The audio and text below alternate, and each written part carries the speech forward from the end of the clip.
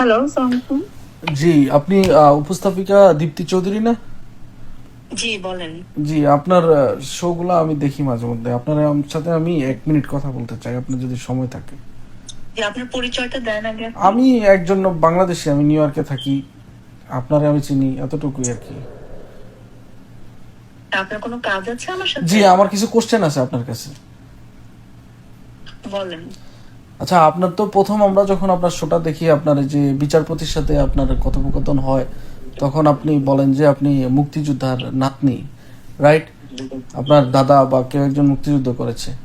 But এর পরবর্তীতে আপনি দেখেন, আমাকে বলেন যে হ্যাঁ। জি, আপনি আচ্ছা, সব বলেন। সময় দেখি যে আপনি জুলাইয়ের পক্ষে আপনি স্ট্যান্ড নেন, মানে জুলাইয়ের বিপক্ষে কেউ কিছু বললে আপনি ওইখানে স্ট্যান্ড নেন। বাট 5 তারিখের পরে যে মবগুলা হয়েছে, যেই মুক্তিযোদ্ধাদের মব করা হয়েছে, তাদের গলায় জুতা উঠছে, আপনি যেহেতু মুক্তিযোদ্ধা পরিবারের সন্তান, আপনারা আমি কখনো দেখলাম না মুক্তিযোদ্ধাদের পক্ষে একটা কথা বলতে।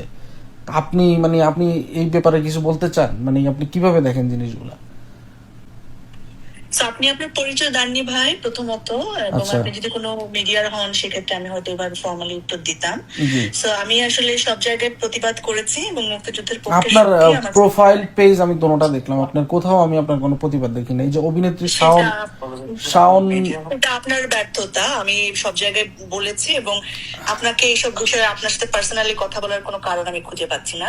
আমার স্ট্যান্ড পয়েন্ট সবাই জানেন। So, আমি এই বিষয়ে আপনার সাথে কেন কথা বলবো আমি সেই না, উত্তর পাচ্ছি না। আপনার আপনি মানে নিজের পরিচয় দিচ্ছেন না। আমি আপনার আমি পরিচয়, ফোনটা সেজন্য আমার পরিচয় আমি, আমার নাম স্বপ্নিল, আপনি আমার চিনেন? আপনাকে আমি চিনি।